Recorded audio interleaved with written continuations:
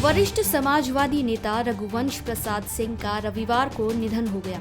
हमारे बीच से एक ऐसा नेता चला गया जिसे देश का हर गरीब याद रखेगा, रखे भी क्यों ना। आखिर मनरेगा की शुरुआत करने वाले ये वही नेता थे जिन्होंने हर घर चूल्हा जले रहने के लिए मनरेगा योजना की नींव रखी। ये वही मनरेगा है जिसके कारण आज कोरोना और फिर लॉकडाउन के चलते अपना रोजगार गंवा चुके गरीब मजदूर रोजी रोटी के लिए काम कर पा रहे हैं। ये वही मनरेगा है जिसके कारण गाँव में रहने वाला गरीब पूरे साल भर पेट भर खाना खाता है। रघुवंश प्रसाद को बिहार जैसे पिछड़े राज्य के गाँव में बसी आबादी भी हमेशा याद रखेगी। रघुवंश प्रसाद के प्रयास से ही यहाँ के गांव को पक्की सड़कें नसीब हुई। आर्यभट्ट की धरती पर जन्मे रघुवंश प्रसाद अपने युवा दौर में गणित के नामी प्रोफेसर थे। उन्होंने जापान में गणित के क्षेत्र में भारत का प्रतिनिधित्व किया था। फर्राटेदार अंग्रेजी में गणित फॉर्मूले पर लेक्चर देकर दुनिया को चौंकाया था। लेकिन जब जयप्रकाश नारायण ने समाजवाद का नारा दिया तो रघुवंश प्रसाद अपनी अच्छी भली नौकरी छोड़कर गरीब जनता की भलाई में जुट गए।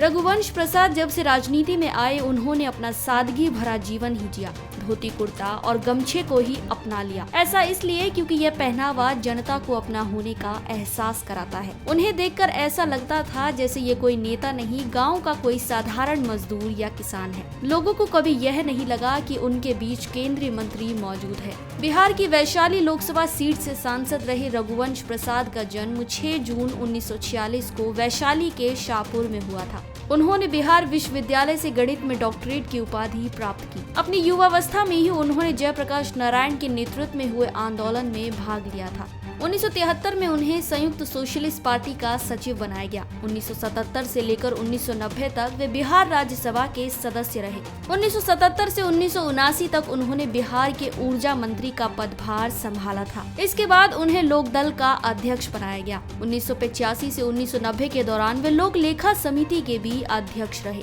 इसके बाद 1990 में उन्होंने बिहार विधानसभा के सहायक स्पीकर का पदभार भी संभाला और 1996 में पहली बार लोकसभा के सदस्य चुने गए। 1998 में वह दूसरी बार और 1999 में तीसरी बार लोकसभा पहुंचे। इस कार्यकाल के दौरान वे गृह मामलों के समिति के सदस्य भी रहे। 2004 में रघुवंश प्रसाद चौथी बार लोकसभा पहुंचे। 23 मई 2004 से 2009 तक वे ग्रामीण विकास के केंद्रीय मंत्री रहे। 2009 के लोकसभा चुनाव में लगातार 5वीं बार उन्होंने जीत दर्ज की। इस चुनाव में कांग्रेस बड़ी ही मुश्किल से जीत पाई।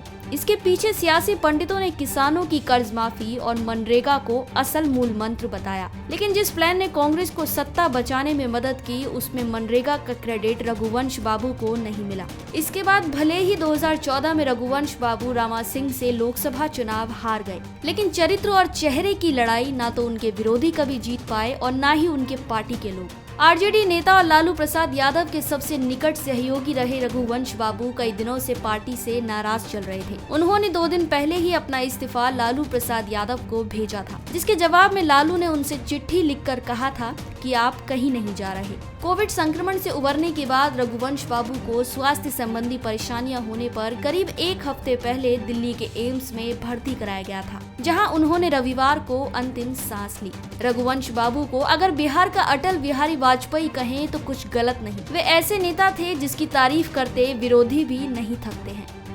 हमारी आज की इस रिपोर्ट में बस इतना ही। मैं श्वेता चौहान, पंजाब केसरी, दिल्ली। अगर आप हमारी ये वीडियो फेसबुक पर देख रहे हैं तो हमारे फेसबुक पेज punjabkesari.com को लाइक करें और अगर आप ये वीडियो यूट्यूब पर देख रहे हैं तो हमारे यूट्यूब चैनल punjabkesari.com को सब्सक्राइब करना ना भूलें।